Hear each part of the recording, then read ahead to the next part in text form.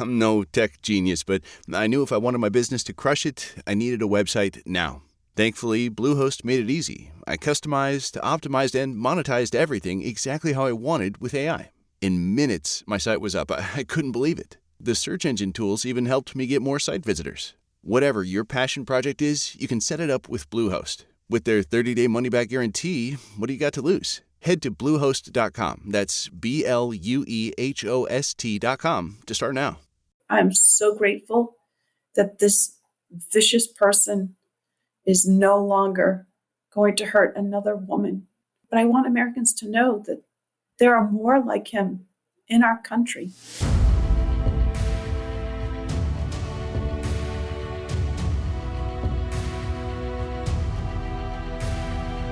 The verdict is in on the harrowing case that gripped the nation. The murder of Rachel Morin, a mother of 5 whose life was tragically cut short while jogging along the Ma and Pa Trail in Bel Air, Maryland. We learned that morning that she had gone missing the day before. And then a couple hours later, my son called me and he said, "Mom, there's someone here to speak to you." And it was the lead detective. He says, "Mrs. Morren, there's no easy way to tell you this, but we found your daughter's body." And sorry. You don't expect to hear that news. Like, you think, when we heard she was missing, we thought, oh, this isn't good because this is not like Rachel. But we weren't expecting them to find her so quickly, and that she was dead, and that she had only gone a few feet from her car. It was just so devastating. In the beginning of the investigation, they actually didn't give us any details at all because they wanted to keep the integrity of the case, like, very secure. And then we got a fuller picture when they filed court documents. And that's when we knew that she was raped. He had grabbed her off the trail that she was on, dragged her through the woods. They said that her body was blanketed in bruises. There was like 10 to 15 head gashes, and that she was strangled. And then they stuffed her into a sewer pipe for the trail. And that's where they had found her that day. It's been a little over a year, and I still get nightmares. It's like, as a mother, you just feel so bad for your child, but you also feel so helpless. I can't describe it. It's just very hard. After months of investigation and a trial that exposed chilling details, the jury has delivered its verdict. Victor Antonio Martinez Hernandez, an illegal immigrant, has been found guilty of her brutal murder and rape. Joining me to unpack the legal and emotional ramifications of the case are Patty Morin, Rachel's mother, and Attorney Randolph Rice, who has been closely involved in the pursuit of justice. Now, together, we'll reflect on the profound impact this verdict has on Rachel's grieving family, the community, the entire community that mourns her loss, and the broader issues it raises about crime and immigration. Patty, Randolph, thank you both for joining me. Thank you. Thank you for the invitation, sir. Patty, let me start with you. It's good to see you again. And once again, I'm so very sorry for the circumstance. I wish we were here talking about anything else, but at least this is a granule of better news. It's certainly not good news, but there is some degree of justice here. So I'm glad that we have this result instead of a different one. Yes, I am too. So thankful for the justice system and the hard work of all the law enforcement, and just very grateful for the verdict. Was there a point that you had any doubt that a guilty verdict would come back, and were you surprised that they deliberated for only an hour? In the beginning of the trial, because the family didn't know all the details of the evidence, I was apprehensive. Was this really the murderer? Did they really have enough evidence? Like, those kinds of things went through my mind. Just one day after Rachel was found, the sheriff's office said a DNA sample was found at the crime scene and was matched to a man that was wanted for a home invasion and the assault of a 9-year-old girl in LA 5 months earlier. A 9-year-old correct? girl and a mom. And it a was, mom. yeah, I think it was like 2 weeks. They had gotten the DNA, ran it. It came back really quickly. Yeah. And it was just because of the crime itself. They wanted to find this person as soon as possible. Right, because obviously this is somebody you don't want walking around, particularly Yes. the gruesome nature of the crime. And ultimately, they were able to identify him in Tulsa, Oklahoma, correct? Yes. As the prosecutor, Allison Healy, presented the case, it was literally layer upon layer upon layer of information and evidence that made it impossible. You couldn't refute the fact that he was the murderer, that he was in Maryland, that his DNA was all over her body, his DNA was all over the crime scene. So in the end, I had no doubts that they had found the right person and that the jury saw the evidence and they saw the same thing I did, that he truly was the murderer. And so I am very grateful to the jury for their conviction. And like you said, it doesn't bring Rachel back, but it does bring a year and a half, almost 2 years, to some kind of closure for our family. Well, I'm so glad to hear you say that and that you feel that way. Randolph, is this a clean record? Will they try and appeal this? And did the evidence come in the way it should? Will this be a protected verdict? Dr. Phil, that is a great question. And, every case, and typically when you're looking at a case where he's facing life without parole, I have no doubt that he'll find some reason to file an appeal. Will he be successful? That is yet to be seen in the appellate courts. Is this a strong case they have against this individual? Is he likely to go to trial? Are they likely to plead this out? What's likely to happen? We really don't know right now. The public defender who represents him has been playing pretty close to the vest. We've had a couple of hearings. He doesn't speak English, so he hasn't said much on the record. They're not releasing a lot of information. But as a former prosecutor and as a defense attorney, I know that individuals, a lot of times when they're looking at life in prison without the possibility of parole, which is what he's looking at, a lot of times they like to roll the dice. And they say, you know what, I'm just going to try my luck and see what happens. And maybe I get lucky at a lesser offense and I don't have to face that life without parole. So we don't know. We've got trial dates set next year for him, and we just have to wait. He has to make a decision as to what he wants to do. But it seemed that the state did a very good job of presenting their evidence. They were very methodical. They started from the very beginning. They made sure each witness got every piece of evidence in. And the defense had every opportunity to cross-examine those witnesses. They did not do a lot of cross-examination. So I think the state had a very airtight case. I didn't see any issues that were appealable, but you never know. There's always one little one out there that they'll try to find. Right. And can you tell us what all exactly he was convicted of so people understand? I know it's life without parole plus some other years. What all exactly was he convicted of? Yes, sir. So he's convicted of first-degree murder, the premeditated murder of Rachel Morin, first-degree rape, which carries a life sentence, kidnapping, as well as a third-degree sex offense. Now, what the judge can do is she can give him life without parole. She can also run consecutive sentences, meaning one sentence after another, so that it ensures, while the life without parole will ensure he won't get out.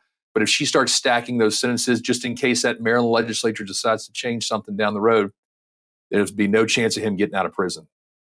Right. And he was here illegally. And I've heard some people and read some things on the internet. This guy is not going to be deported. He's got to serve his time here. It's not that he's going to get deported out of this country and then skate some other way. He has to do his time here in a U.S. prison for a U.S. crime, correct? Correct. He's got to stay here. He's not going to CCOT like everybody's, has been seeing on the news. He'll be serving that sentence in a Maryland Department of Corrections, either on the western or the eastern shore of Maryland or in the western mountains of Maryland. If you're a business owner, listen up now. You won't want to miss this. Are you sure you're not leaving money on the table when it comes time to exit? Well, thousands of business owners have already used FYSI's exit strategy and valuation services to sell smart and profit big. Why? FYSI will help you plan and position your business for the maximum return. This is what separates billion-dollar companies from small businesses. And FYSI can help you secure your legacy. Time matters. So don't wait until it's too late. Use promo Dr. Phil, DRPHIL, to schedule your free $5,000 risk assessment at FYSI.com/Dr. Phil or call 800-877-4000. That's promo code Dr. Phil to schedule your assessment for free. Visit FYSI.com/Dr. Phil or call 800-877-4000 today. Let's discuss preparedness because we know emergencies happen when we least expect them, but instead of just taking it, we can prepare. Let's discuss Jace Case, one of your most important preparation tools. With Jace Case, you'll have emergency prescription medications on hand right when you need them. Think about it. Ever been caught off guard? Whether it's a sudden illness or a travel hiccup, the right medications can make all the difference. Jace Case is designed to take that worry off your plate. So when a minor health issue pops up, it doesn't turn into a major problem. Don't let unforeseen circumstances derail your plans or your peace of mind. Live with confidence. Take charge with Jace today. Visit jace.com and use code PHIL for a discount on your order and get emergency antibiotics on hand for the moment you need them. That's JASE.com, code PHIL, PHIL. For anybody that doesn't know what happened here, and you'd have to be living under a rock for the last couple of years because, Patty, you've done such a fabulous job in honoring Rachel and keeping this story out there in the spotlight, and we've tried to help in some small way in assisting in doing that. But so people know, on August 5th of 2023, Patty's daughter, Rachel, 37 years old and a mother of 5, goes missing after leaving home for a hike on what's called the Ma and Pa Trail in Bel Air, Maryland. She was reported missing later that day, and her car was found parked near the trail. So they started search efforts involving local authorities and community volunteers. And I don't want to get too graphic here and traumatize you by having to relive this, but her body was discovered in a wooded area near the trail, and DNA was collected at the crime scene. Authorities announced that there was a DNA connection between the suspected killer and a man who had assaulted a 9-year-old girl and mother in LA during a home invasion on March 26th. So, I mean, this is this illegal immigrant that's in the country. He's all the way across the country doing a home invasion and assaulting a 9-year-old child.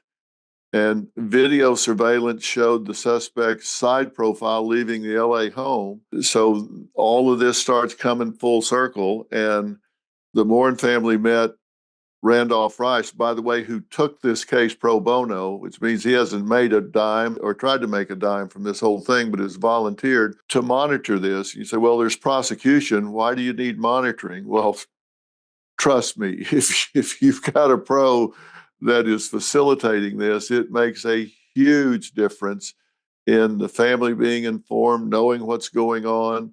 You had no idea if this case was going to turn into what it has. Well, it's interesting. The Morrins came to see us about a week after they found Rachel's body. And they all sat down in our conference room and they said, we need help. And I said, well, look, we've got DNA. We've got a doorbell camera that shows this suspect.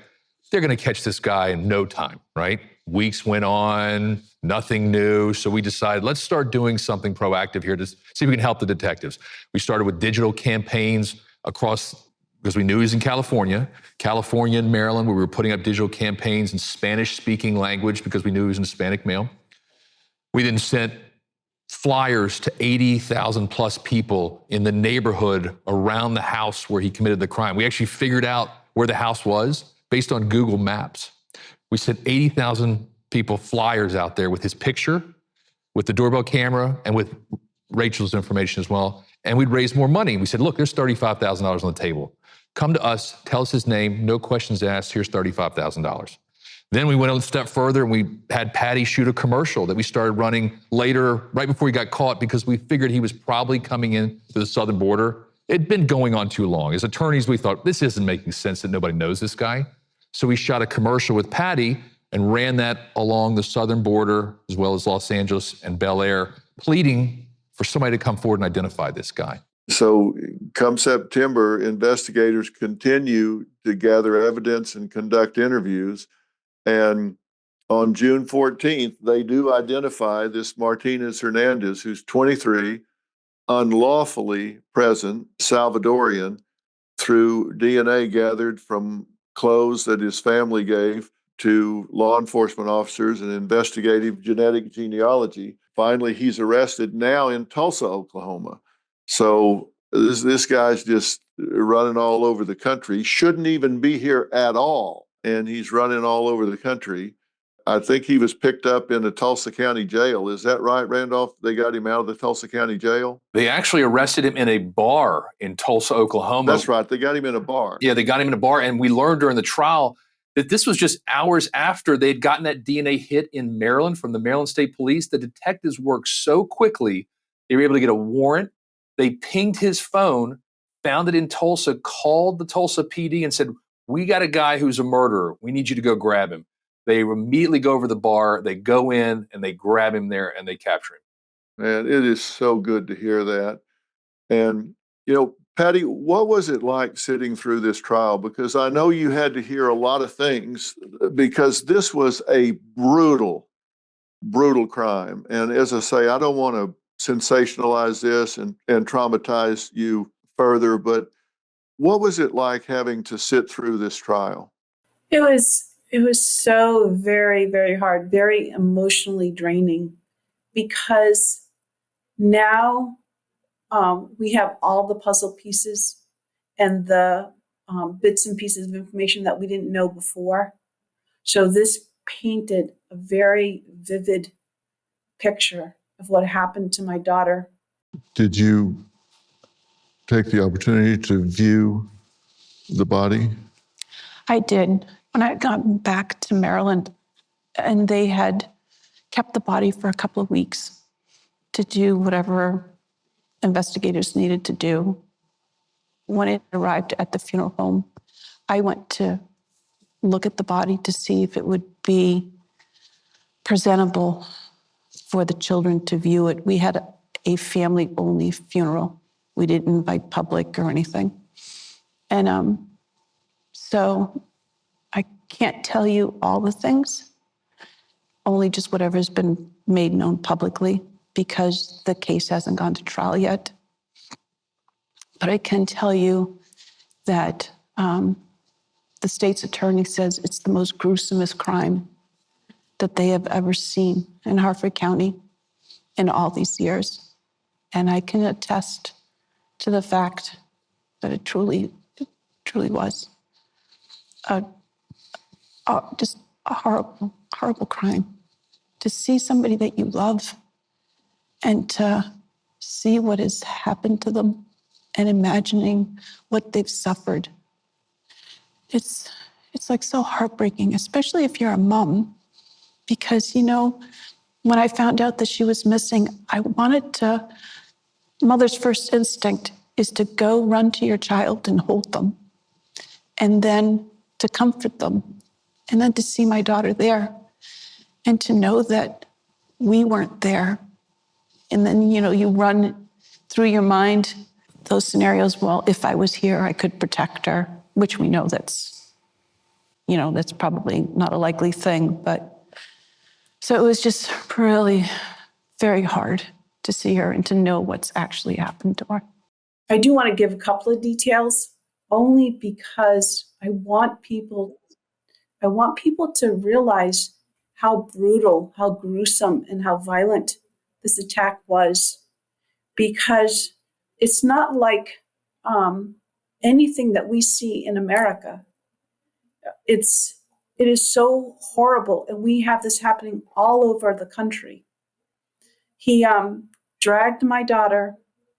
Somehow he hit her on the back of the head or something. He dragged her 150 feet to hide her in a drain culvert. So you have 150 feet of blood gushing from her head as he's dragging her into this culvert to hide her. They showed pictures of the crime scene where you see her body outlined on a wall in blood, because the blood is gushing from her head as he's throwing her up against the side of the tunnel to rape her. And then they showed autopsy pictures where there is a 6-inch space in the back of her head that was shattered like you would crush an eggshell. She had hemorrhaging in 3/4 of the brain. She had 3/4 of her head, right, left, back, smashed in. Her face was broken. She had literally contusions, wounds, scrapes, bruises, literally all over her body. And you could see the marks where he strangled her. And they had shown autopsy pictures where he strangled her so hard, it went through all the muscles, all the way down as far as you could possibly go in a person's neck. It was all like blood in the muscle from it. So it was an extremely, very, very violent. He smashed her head against rocks at least 20 times. It was just a 6-inch cut across her forehead. It was so extremely very brutal. And to have to sit and see those pictures and to hear how he treated my daughter, and then to see him sitting in that courtroom with no remorse. I think he actually thought that he was going to get away with the crime. It was so heartbreaking, because as a mother, you want to protect your child. And you can't. We weren't there. And now to know the extent of the horror that she went through, it was just very, very hard. So that's part of the reason why I'm really very grateful. In hindsight now, seeing how the detectives kept the integrity of the case by not sharing details, and how that they were able to prove beyond a shadow of a doubt, because of all the DNA and just the timeline and just everything, that he truly is the murderer. So I'm so grateful that this vicious person is no longer going to hurt another woman. And but I want Americans to know that there are more like him in our country, and we need to do everything we can to protect American citizens. Have you checked your home title recently? Many homeowners never have, leaving themselves vulnerable. Scammers can steal your home title, forge your signature, and target your equity. Protect yourself from fraud before it's too late. Secure your title and your financial future today. You won't even know it's happened until it's too late. Ensure you're not a victim. Use promo code PHIL at HometitleLock.com to make sure your title is still in your name. You'll also get a free title history report, plus a free 14-day trial of their $1 million triple lock protection. That's 24/7 monitoring of your title, urgent alerts to any change, and if fraud should happen, they'll spend up to $1 million to fix it. Go to HometitleLock.com now. Use promo code PHIL. That's HometitleLock.com, promo code PHIL. Despite some post-election optimism, Wall Street is already bracing for a rough rest of 2025. When Warren Buffett starts dumping blue chip stocks and stacking up cash, you've got to ask yourself, what does he see coming? I trust Preserve Gold to safeguard my accounts, and I urge you to do the same. They're the only precious metals company I recommend. When uncertainty is this high, smart people look for stability. That's why physical gold and silver might just be what your finances need. Text Dr. Phil to 50505 to get your free precious metals guide from Preserve Gold. With gold prices recently breaking records and analysts predicting this trend to continue through 2025, you cannot afford to wait. As a bonus, you can get up to $15,000 with a qualified purchase from Preserve Gold. So don't wait. Text Dr. Phil, that's DRPHIL, to 50505 today. This is an animalistic attack, and I know that Rachel is a mother of 5, and we'll talk about that in a minute, but this is your daughter that you sat in your lap as a child and played with and taken care of when she was sick and nurtured and kept safe in your arms. What do you say to yourself when you see these horrific images of somebody doing this to your own daughter who is totally innocent, just out in nature, taking a walk? What do you say to yourself about that? I don't know what to say. It's like, you hold your baby, you nurse your baby, you care for your baby. It's like she's a part of me. And to have somebody do such violence in such a, like you said, such a savage and animalistic way, and to feel helpless that you can't do anything to protect or to save her, it is like a mother's worst nightmare. I can't even describe to you the heart-wrenching feeling. It's like when he tore my daughter apart, he tore my heart apart too. Like he because that's how a mother's connected to her children. And to it's like some things you just disassociate because it's so painful and it's so gruesome. And how can you make sense of it? You can't. Well, you can't, because you can't make sense of something that's so evil because you don't have the ability to go there. Yeah. You don't have that evil part of your mind, your spirit, your brain, which is an everyday thing for someone like this. And people think that too much is made of this, maybe, but the simple fact is this person didn't even have a right or reason to even be in the United States of America. One simple fact, if this person isn't allowed in the country, Rachel is with her 5 children today. Of course, an American citizen could have done this, but they didn't. It wasn't an American citizen. It was somebody that did not even have the right to be on American soil, but they did, and they came here. They had just gotten through molesting a 9-year-old child in LA and then comes out here. This is a predator. What is it that people don't get about this? I don't understand that. What is it that people are not getting about this? Yeah, I think I just want to hit on a quick point you made is that we don't get this mindset, the way he thinks, because we're not this animalistic way of thinking and hurting people. So that's a great point that you make. And remember, this suspect is also wanted for the exact same crime in El Salvador. He did this to another woman, allegedly, before he left El Salvador, which would presumably be why he left. He knew that he was going to be in trouble because he just raped and murdered a woman there. So he flees to the United States. And you're right, Dr. Phil, this was a failed immigration policy under the Biden-Harris administration that they allowed this to happen. And if you look at today, under the Trump administration, how those numbers have gone down to just minute numbers trying to get across the border. Before we were having tens of thousands, and him being one of those. 3 times he tried to get across and stopped. And mind you, he never even got stopped and never got fingerprinted or taken any biological data of him.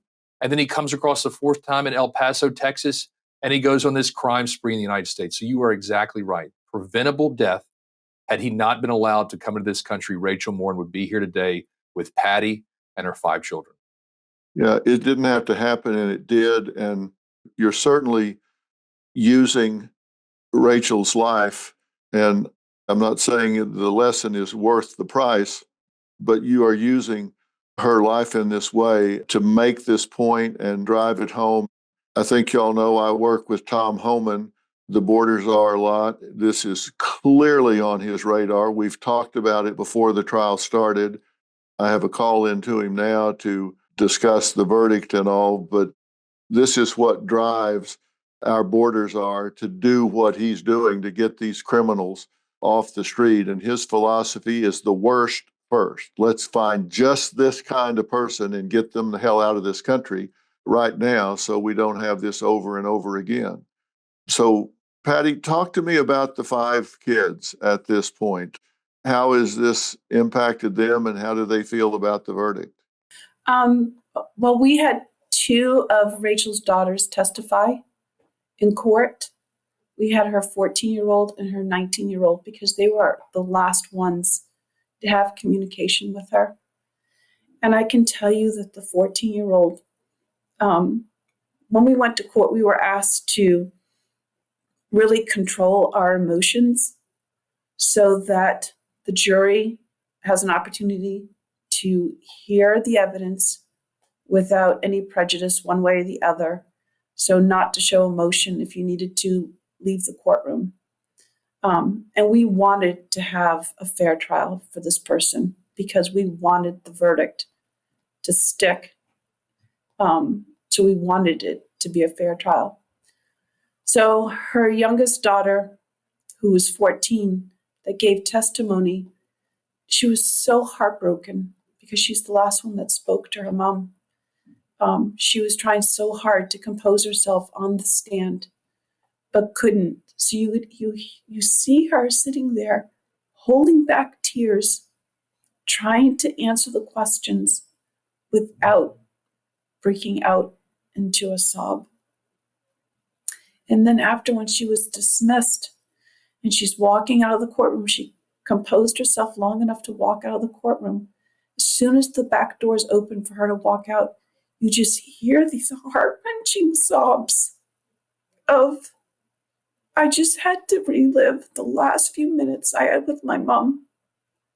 And she never came back. And, all those things are running through her mind. And she's still grieving.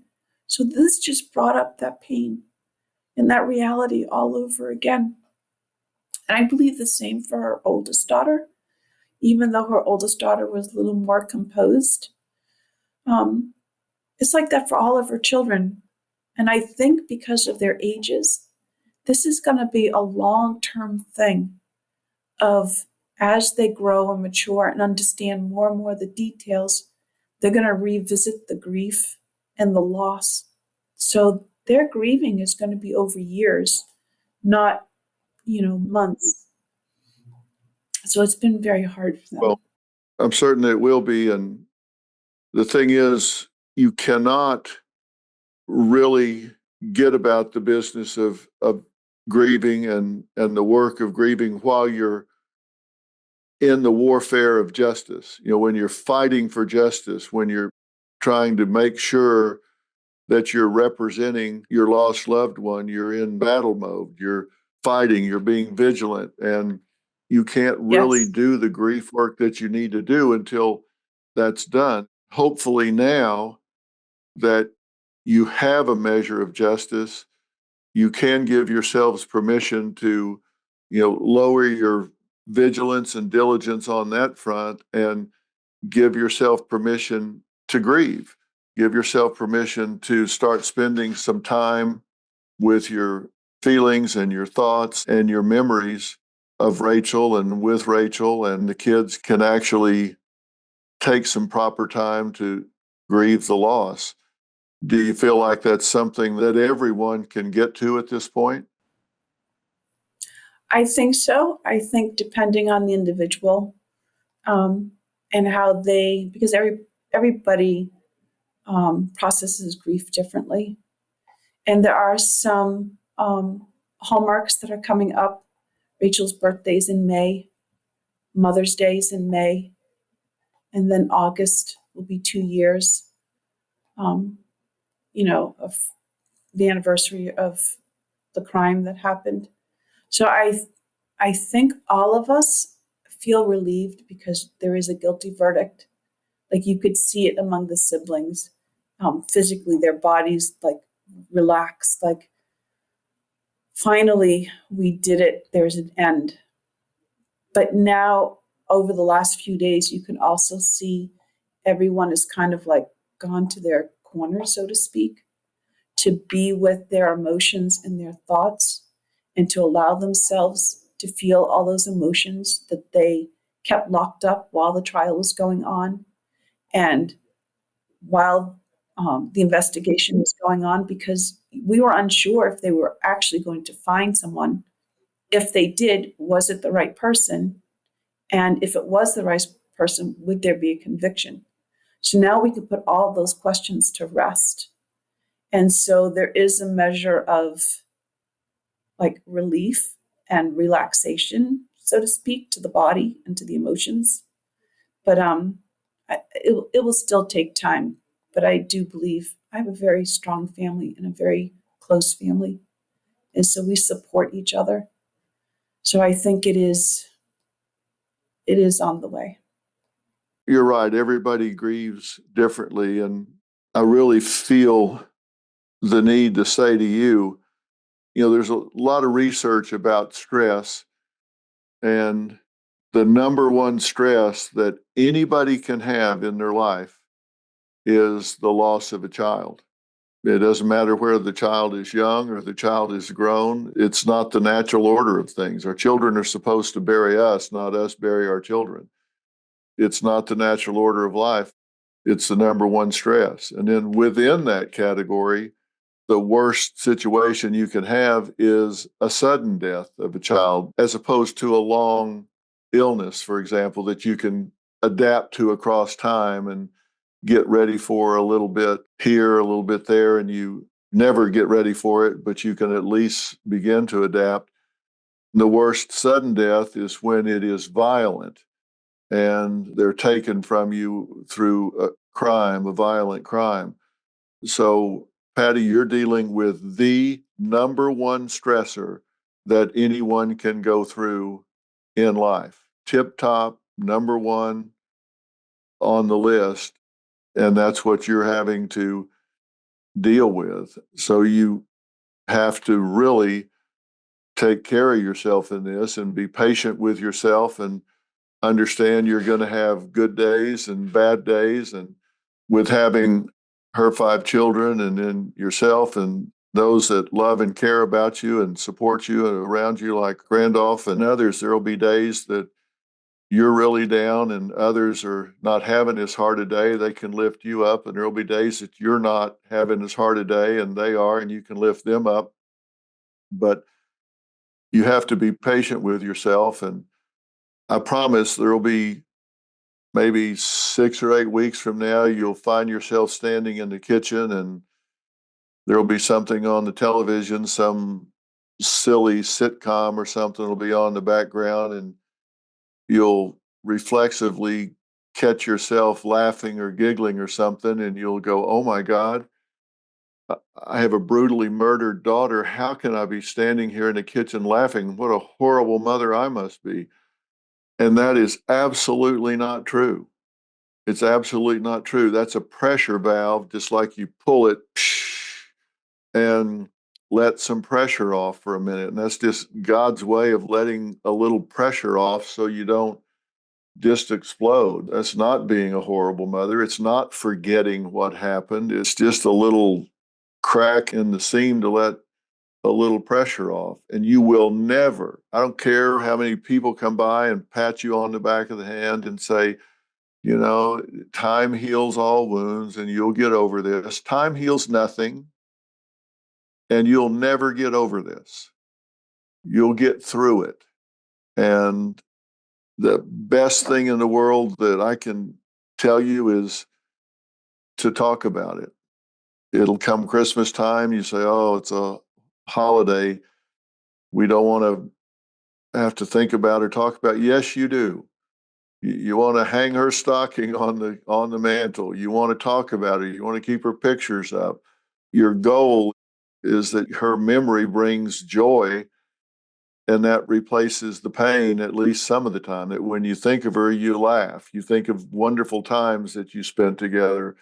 It's cathartic to talk about it and share stories and celebrate her life instead of just the pain that was caused. And I hope you can embrace that and lead the children through that, because that's the goal. She was a wonderful woman, and she would hate to be a source of pain every time her memory came up or her name came up. She wants to be a source of joy. So hopefully that can be a goal. And sometimes people confuse that if they hurt less, that they loved less. That's not the case. It's just a change in your relationship. And hopefully that'll be something that you can strive for. It's not a betrayal of her memory, and it's not letting go of the horrible thing that happened. It's just embracing the good things about her and not giving your power away to that animal that did what he did. You choose to remember why you loved her and why she was so special instead of the day that he did what he did. You celebrate the process of her life, not the moment that that jerk did what he did. You can't let him dominate the rest of your life and your memories about her. And I hope that can be something you can hold on to. That is so very well said. One of the things that we've been doing as a family, I have sons that live in different parts of here in America and then overseas. And once or twice a week, we will do a video phone call, and we'll talk about the pain that we might be feeling. But the pain is always like, I remember Rachel, or this came up on my Facebook page. It's a memory from a year ago. And we'll laugh about her silliness or just whatever that memory was. But then at the same time, we allow ourselves to cry and not feel ashamed to express that emotion too.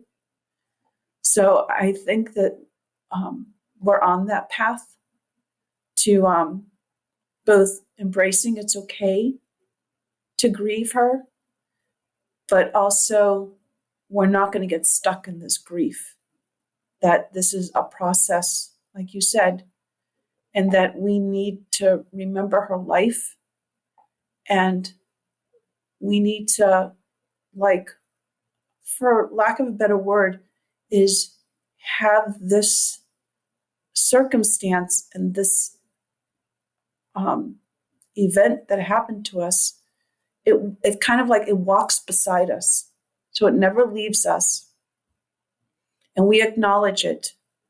But at the same time, we don't have to give attention to the negative of it. But it still just will be a part of us. I don't know if that makes sense. Yeah, exactly. You want to celebrate the process of her life, not the moment of her being taken away from you. And it doesn't mean you forget it. It just means you don't focus on it. What's it been like for you to see your daughter's face become part of a political issue? At first, I was really angry because I love my daughter. My daughter was, she was an awesome woman. We were opposites. I'm an introvert. She's an extreme extrovert. So sometimes we rubbed each other the wrong way. I have old ideas. She had new ideas, as far as parenting and things like that.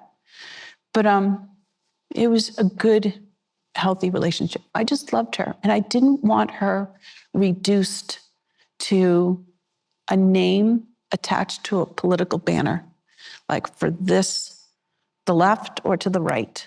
I wanted people to see her for who she was, a very valuable person, because life is precious. We have homes, we have jobs, we have all those things, but all those things are temporal. The only thing that has real value in this life is the relationships that we have and the people that invest in us and we invest in them.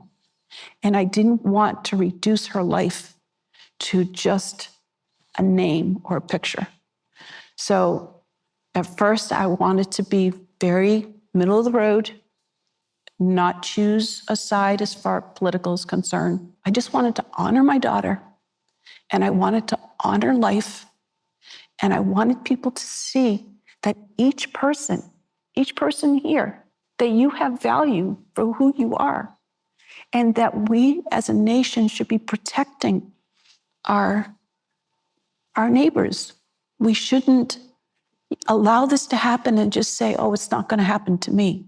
There's 20 million people in our country. At some point, it's going to start happening to people. I'm so glad that this level of justice has been obtained. And Randolph, I just have to say, I've spent a lot of my time in the litigation arena, most of my professional career, and just God bless you for your help here and what you're doing with this family and what you have done, because you didn't have to do this, but you have. And I think everything you've done here has given such comfort and guidance, and I know you'll continue to. Just God bless you for what you've done and what you're doing. Thank you so much. Thank you. I appreciate that. We were having lunch during the trial, and I actually said to Patty and the other siblings, I said, I kind of feel like a member of the family. And Patty looked at me and she said, you are a member of the family. So I appreciate just the support that the Morrins have shown, just to allow me to be there for them. And we've had a tough 19 months. We've had a couple of laughs along the way. And I thought that was, like you said, kind of that valve releasing. And so, it's been an honor to be with them. Well, I know it's exactly how you must look at it. And just both of you know that my platform is yours, and anything that comes up and anything that you're working on or developing, just all you got to do is just pick up the phone, let us know. My platform is yours. Anything we can do to help and keep her memory alive and the things that you consider important, you let us know. My platform is available to you anytime that you've got something that you need to get the word out on. Thank you so much. Thank you. I hope that there will be some things down the road. So thank you very much. Well, I'm not just saying that. Try me and see. We'll get the word out on anything. Thank both of you for taking the time to talk to me. I really appreciate it. And we'll talk again soon. Thank you, sir, for the invitation. I really appreciate it. Okay. Thank you so much, Randolph. Thank you so much. Thanks, Dr. Phil. Bye.